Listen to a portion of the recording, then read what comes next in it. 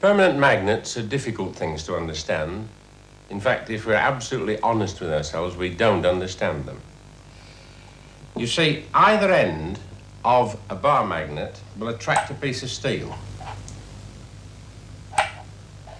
But it doesn't follow that because it's painted red, it's a magnet. Because look, it won't pick up that piece of steel, but this one will. So this one's the magnet. But the only real test between two magnets is whether or not, in addition to attracting each other, they will also repel when reversed. Now, the idea of repulsion gives you the impression that perhaps you could float one of the magnets over the other, like this. Now, I can feel the repulsion. Now, watch what happens when I let go.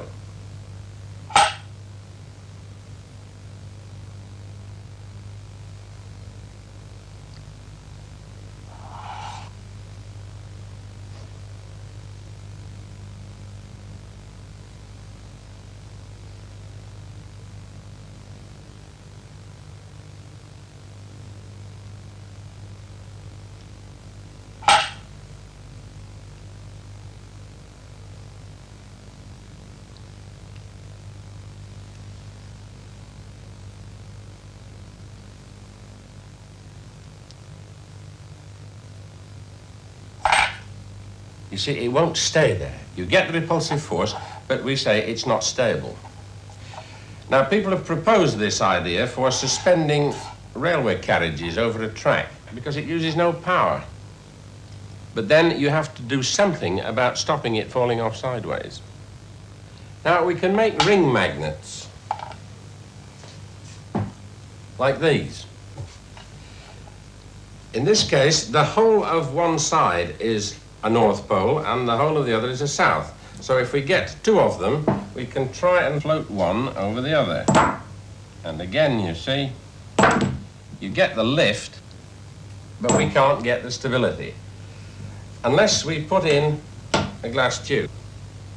And you get floating. Oh, isn't that just marvelous?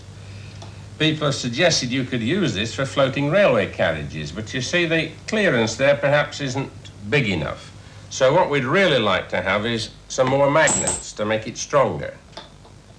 That's going in roughly the right direction. Now we're getting a lot of clearance. But of course, these magnets would be on the track and this would be the vehicle. So this is going to be very expensive. You want hundreds of miles of this. So what we'd really like to do would be to put a single magnet on the track and have more magnets on the vehicle. 2 magnets, 3 magnets. The gap, instead of getting bigger now, is getting smaller. So this is a situation which gets worse as it gets bigger.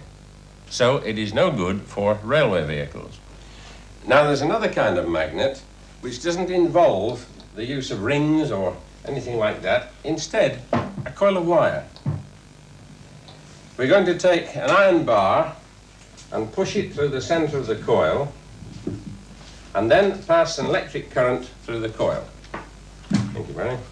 This meter will tell you how much current is passing. You connect that one, Barry. I'll connect this, or you connect the switch. All right.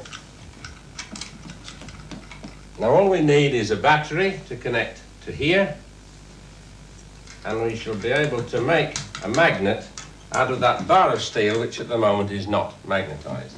Now if you give me the board, Barry, we shall be able to see whether it behaves truly in the manner of a magnet, because here is a magnet. At the moment, this is just a bar of iron, so the magnet will attract either end. Now let's see if we can make it repel by switching on. Get current. That end will now attract, and that end repel. So now we've made an electromagnet.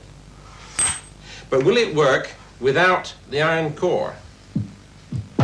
We'll just use the coil alone. Well, it certainly attracts. And I turn it round, and it just repels. So it is still a magnet, even though it has no iron in it at all. But of course, if we put the iron core back, then the attraction and repulsion is far greater, so we make a better magnet. Now let's see how much weight we can lift with this magnet. Barry, pass me the iron bar. I'll see if I can pick up this heavy iron bar. And we can, just. It's not actually jumping up to meet it, but having made contact, I can just lift it. But there's more magic in an electromagnet if, instead of feeding it from a battery, we feed it from alternating current. Look at this oscilloscope. You see a spot rising and falling. That spot is really measuring the amount of current that flows in a wire. When it's above the middle line, the current flows one way, and when it's below, it flows another. Now, I've slowed this down to show you what is really happening, but in your house, you have an electricity supply which goes much faster up and down, even than that. Faster even than that. It goes up and down 50 times a second. Now let's have a look at an electromagnet over here that uses that kind of supply. And this is a coil of wire with a long iron core. This is a ring of aluminium. Aluminium, you know, is a non-magnetic substance. We can't pick it up with a bar magnet, as you can, for example, a bunch of keys. So we'll put this non-magnetic ring over this iron core and switch on. You see that? You get the ring thrown high into the air. If, without switching off, I put it back, then it floats. But notice it never floats level and in the center. It always has to lean on the pillar, just like the permanent magnets did.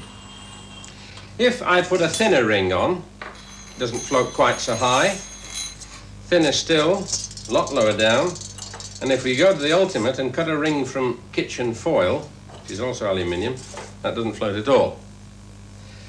But unlike our permanent magnets, if we now add some more rings, we shall begin to see the whole lot lift. Remember, with the permanent magnets, the more magnets we put on the top and the smaller was the lift. And in this case, the more the rings, the higher the lift. Put the thicker one on, thicker still, and up it comes right to the top. Now, what is the secret of this amazing device? This is the giveaway. This is a copper cylinder that is free to spin. If I hold the copper cylinder alongside, there's nothing much going on. But if I take this ring, which wants to float up there, and I force it down alongside the copper, then the copper begins to spin. And if I put it on the other side, it spins the other way. It is as if there was an upward sweeping something which is causing the copper to spin. And we call that upward sweeping something a travelling magnetic field. Now, this is a row of electromagnets arranged deliberately to produce one of these travelling magnetic fields. So when I switch it on, put our copper cylinder over it, and there you see the same effect, as if something was sweeping underneath it. When we put a bit of aluminium on, it does push it along, but not very fast. Let's try a bigger piece. That's better.